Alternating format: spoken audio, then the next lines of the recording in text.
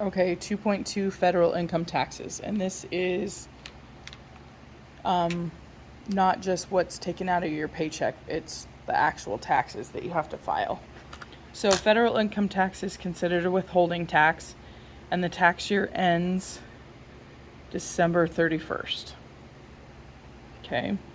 When you must file and pay your taxes by April 15th. Sometimes it's extended because April 15th might be on a weekend, but that's the file date. And then a completed tax return shows how much you owe in taxes. If you overpaid, you get a refund or money back. If you underpay, you owe. So gross income is everything you made for the year. So that's your hourly wage, your salaries, your bonuses, any tips, interest. If you have a business, the profit from the business. If you get interest in your like savings account or things like that, those are all income. And so then we have adjustments. So we're going to deal with adjustments, deductions, and exemptions. And adjustments, there's not a whole lot of them. If you lose money in your business, if you put money into a retirement account, alimony, which is basically like child support but for your ex, and then penalties. And so what's left is called the adjusted gross income, which makes sense because we're taking our gross income, we're adjusting it, and we get adjusted gross income. Okay? So then the formula for adjusted gross income is just that easy. It's the gross income.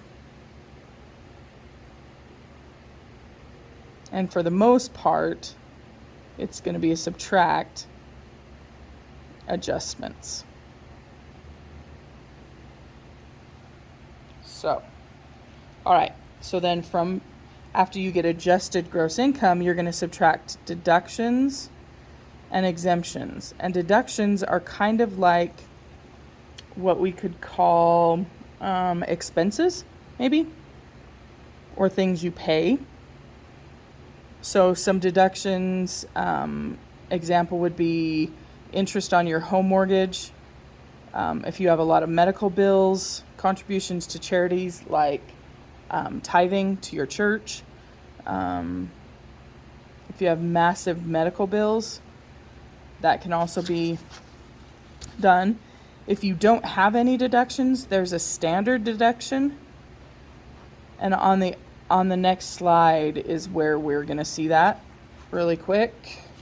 So if we look here, the standard deduction, if you don't have any others, is $5,450 for an individual, and then $10,900 for a married couple. Okay, so now we're dealing with exemptions, and these are exemptions is a set amount per person in your home. Standard deduction or deductions can fluctuate up and down, and you want that number to be as high as possible. But exemptions don't change. It's going to be $3,500. So we have Peter. He's single. He has a gross income of $32,600. He pays $2,600 to a retirement plan. So that's going to be an adjustment.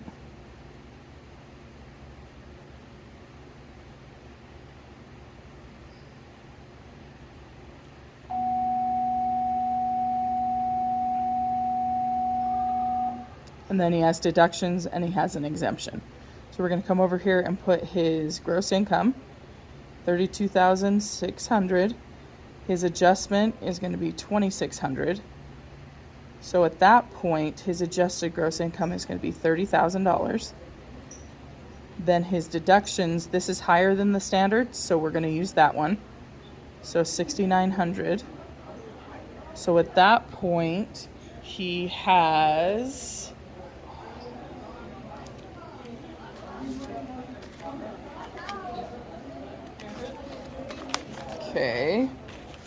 at that point, he is at $23,100.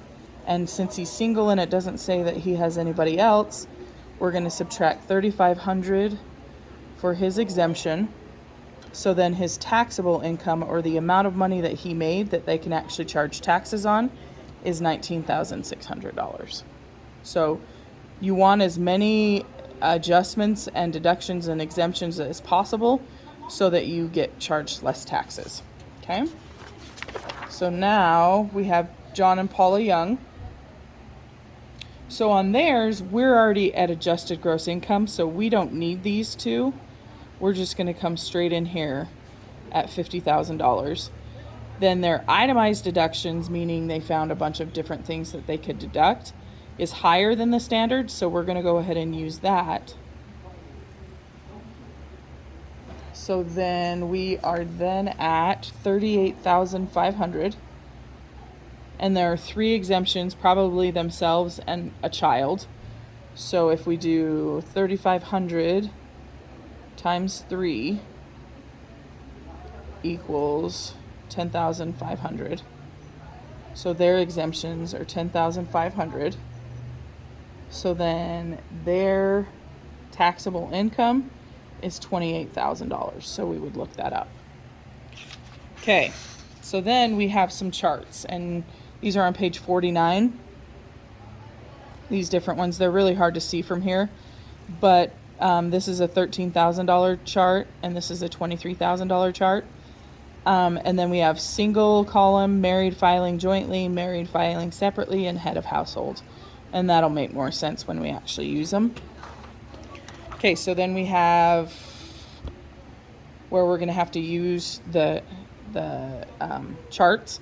So Robbie is single. He has a taxable income of $13,200, and his employer deducted $23.40. So this is the stuff that's already been paid for taxes. Okay. So we're going to look and hope, I don't know if we can see this on the, but we're going to look up 13,200, which is right here, and he's single. So it looks like his taxes are 1,593. So his chart taxes, $1,593. So then when we subtract those, so 2340, subtract 1593, we get $797. So now we have to decide, is he getting a refund or does he owe that amount? So the amount that his employer already took out is quite a bit larger than what the chart says he owes the government. So this would be a refund. Okay, so then we have Marcia. And Marcia's married filing jointly. Her taxable income is $23,425, and then her employer's deducted $2,669.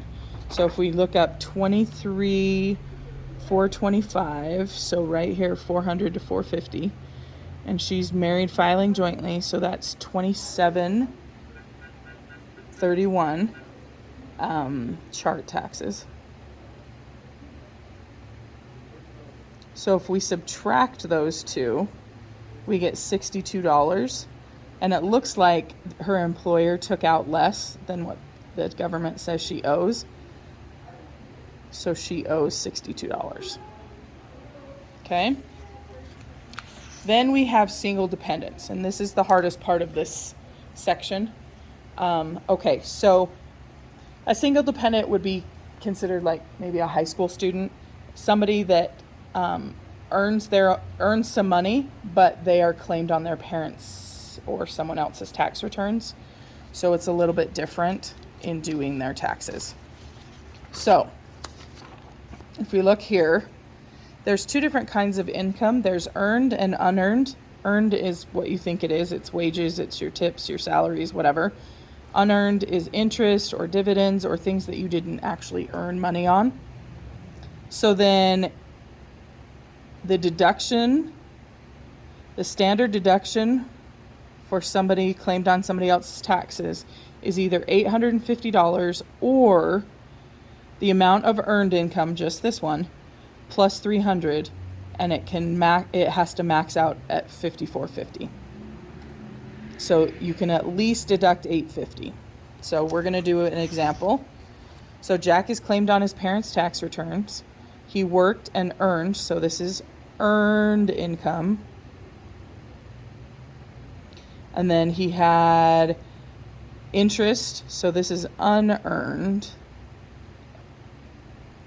Then taxes paid. And then he doesn't have any adjustments and he claims the standard deduction. So I'm going to hopefully get this lined up so that we can see all this information at the same time. So the allowable deduction, well, clear up here, is either 800 or the amount of earned income plus 300. So his earned income is 2385 plus 300. So 2685. And up here it's either that or 850, whichever is bigger. Will clearly the 2685. So this is the allowed deduction. So then we need his adjusted gross income. So his adjusted gross income, this is an example of a time where you actually have to add the adjustment, but it's going to be the 2385 is earned, and then 350 was unearned.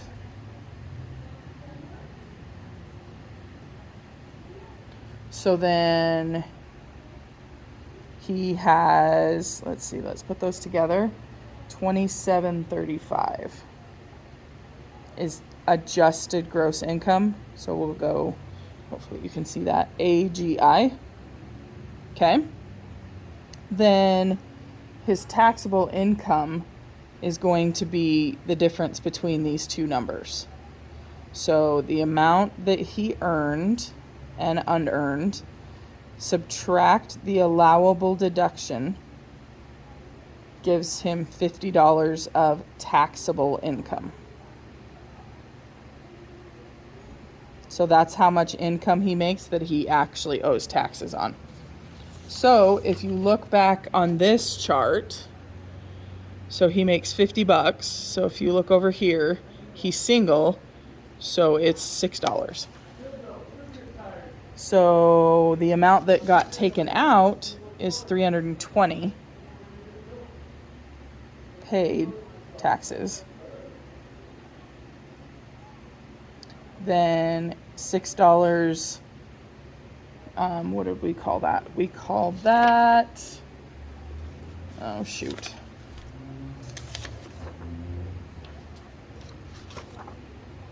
Chart taxes.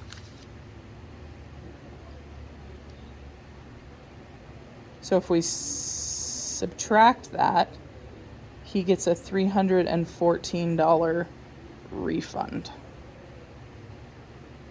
So this is the hardest stuff that you have to deal with because there's a lot of different pieces. So there is the assignment.